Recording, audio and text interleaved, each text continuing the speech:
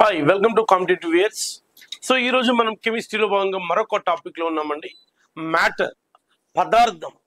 సాధారణంగా పదార్థము అంటే ఏంటి, పదార్థంలో ఏ రకమైనటువంటి సమ్మేళనాలు ఉంటాయి, పదార్థాన్ని ఎన్ని రకాలుగా వర్గీకరించవచ్చు, ఆ పదార్థానికి రసాయనిక ధర్మాలు ఏంటి, ఆ పదార్థానికి భౌతిక ధర్మాలు ఏంటి, ఒక పదార్థానికి భౌతిక రసాయనిక ధర్మాలు ఏ విధంగా ఉంటాయి, మరి పదార్థాన్ని ఎన్ని రకాలుగా వర్గీకరించవచ్చు,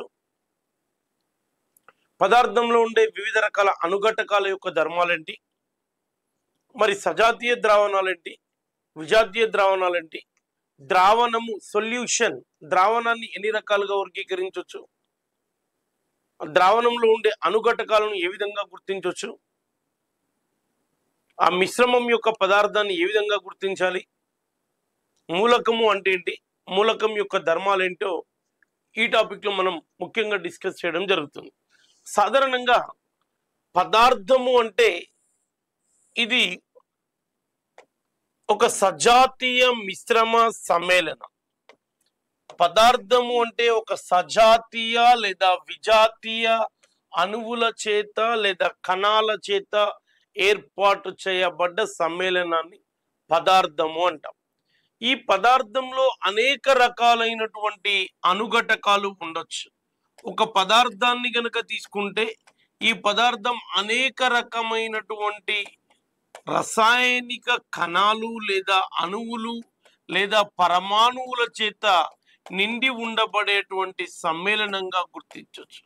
మరి ఈ పదార్థాన్ని ఏ విధంగా వర్గీకరిస్తారు అంటే, పదార్థాన్ని వాటి యొక్క భౌతిక ధర్మాలు ఆధారంగా పదార్థాన్ని వర్గీకరించేటప్పుడు వాటి భౌతిక ధర్మాల ఆధారంగా వర్గీకరించవచ్చు.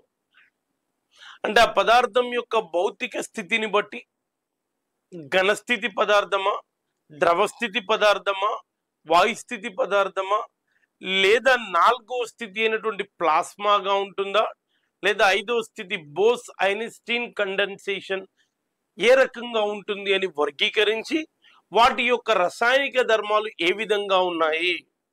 పదార్థము 3 రకాలు అని చెప్తాం సార్, పదార్థాన్ని కొన్ని సందర్భాల్లో 2 రకాలు అని చెప్తాం సార్, కొన్ని రకాల పదార్థాన్ని 5 రకాలు అని చెప్తాం సార్. మరి పదార్థాన్ని ఇన్ని రకాలుగా వర్గీకరించినప్పుడు వాటి యొక్క భౌతిక స్థితి ఏ విధంగా ఉంది, ఘన స్థితిలో ఉండే పదార్థం యొక్క భౌతిక స్థితి ఏ విధంగా ఉంటుంది, ద్రవ స్థితిలో ఉండే పదార్థం యొక్క భౌతిక స్థితి ఎలా ఉంటుంది, మరి వాయు స్థితిలో ఉన్న పదార్థం యొక్క స్థితి ఏ విధంగా ఉంటుంది. ఇదే కాకుండా ఒక పదార్థం యొక్క స్థితి ఇదే కాకుండా మరి ఘన స్థితిలో ఉన్నప్పుడు ఆ పదార్థం యొక్క రసాయనిక ధర్మాలు ఏంటి, ఆ పదార్థం మరి వాయు స్థితిలో ఉన్నప్పుడు లేదా ద్రవ స్థితిలో ఉన్నప్పుడు వాటి యొక్క రసాయనిక ధర్మాలు ఏంటి, మరి భౌతిక రసాయనిక ధర్మాలకు ఉన్నటువంటి తేడా ఏంటి, మళ్ళీ రసాయనిక పదార్థాల్లో సజాతీయ మిశ్రమాలు ఏ విధంగా ఉంటాయి, విజాతీయ మిశ్రమాలు ఏ విధంగా ఉంటాయి అనేటువంటి టోటల్ కాన్సెప్ట్ ని మనం ఈ టాపిక్ లో చూస్తాం. అంటే ఒక పదార్థాన్ని గనక తీసుకున్నప్పుడు ఆ పదార్థం ఘనస్థితిలో లభించవచ్చు, లేదా అదే పదార్థం ద్రవ స్థితిలో కూడా లభించవచ్చు, లేదా అదే పదార్థం వాయు స్థితిలో కూడా ఉండొచ్చు. అంటే ముఖ్యంగా పదార్థాన్ని సహజ సిద్ధంగా చెప్పాలి అంటే 2 రకాలుగా వర్గీకరిస్తాం. పదార్థాన్ని సహజ సిద్ధంగా చెప్పాలి అంటే పదార్థం 2 రకాలు అంటాం. ఏంటి సార్, ఘనస్థితిలో ఉండే పదార్థాలుగా చెప్పొచ్చు. రెండోది కనుక మనం డిస్కస్ చేస్తున్నట్లయితే ప్రవాహి అని కూడా చెప్పొచ్చు సార్, ప్రవాహి అని చెప్తాం సార్. పదార్థాన్ని 2 రకాలుగా వర్గీకరించవచ్చు సార్, ఘనస్థితిగాను మరియు ప్రవాహిగా వర్గీకరించవచ్చు.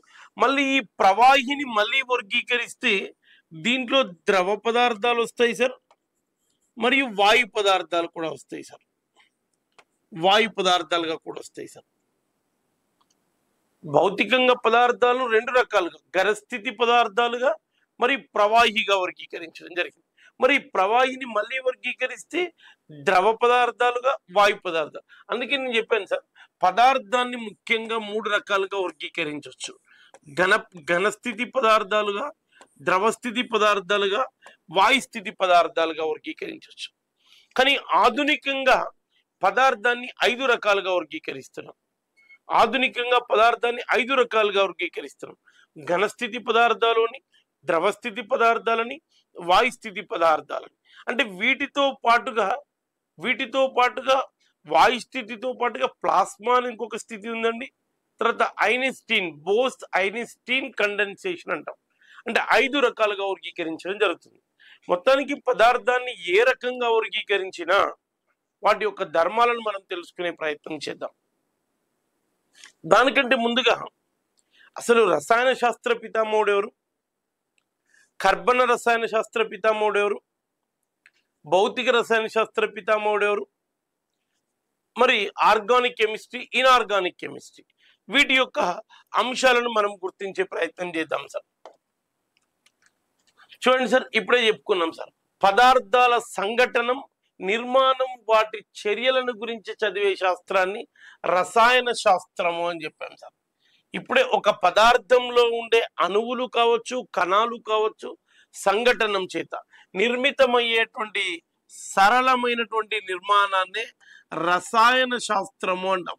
ఈ రసాయన శాస్త్రంలో భౌతిక రసాయనిక శాస్త్రాన్ని, మరియు కర్బన రసాయన శాస్త్రాన్ని లేదా అకర్బన రసాయన శాస్త్రాన్ని మనం గుర్తించడం జరిగింది. రసాయన శాస్త్ర పితామహుడు మనం గత క్లాస్లో కూడా చెప్పుకున్నాం సార్, రాబర్ట్ బాయిల్ అనేటువంటి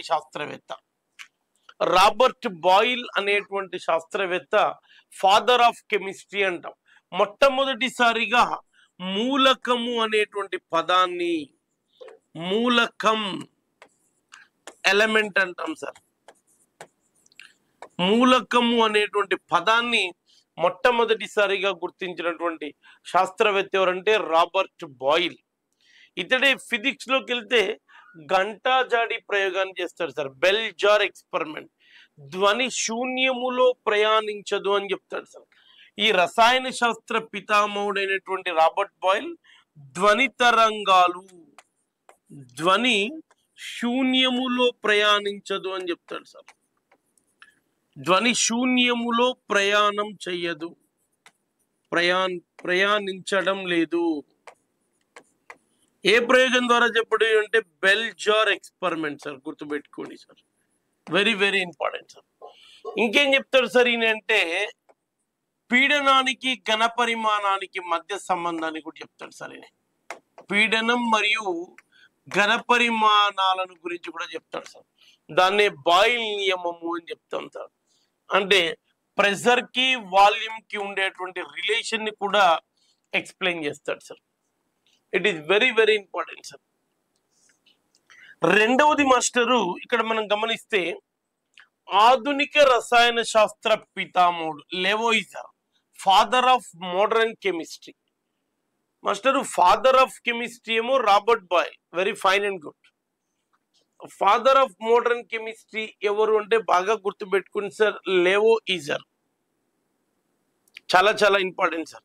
ఆక్సిజన్ అనే సమ్మేళనాన్ని గుర్తించిన లేదా ధర్మాలను వివరించినటువంటి వ్యక్తి లెవోయిజర్ సార్.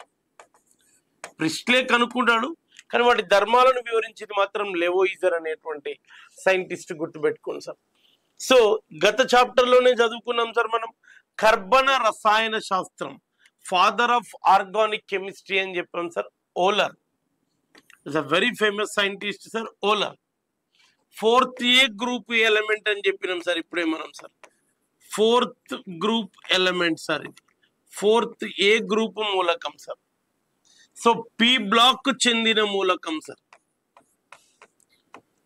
రసాయనికంగా స్థిరమైనటువంటి మూలకం సార్, గుర్తుపెట్టుకోవాలి సార్. అకర్బన రసాయన శాస్త్రం sir, father of inorganic chemistry ఎవరంటే వెర్నర్, గుర్తుపెట్టుకోవాలి సార్, ఎగ్జామినేషన్ బిట్. కర్బన రసాయన శాస్త్ర పితామహుడేమో బాగా గుర్తుపెట్టుకోండి సార్, ఓలర్. అకర్బన రసాయన శాస్త్ర పితామహుడు వెర్నర్.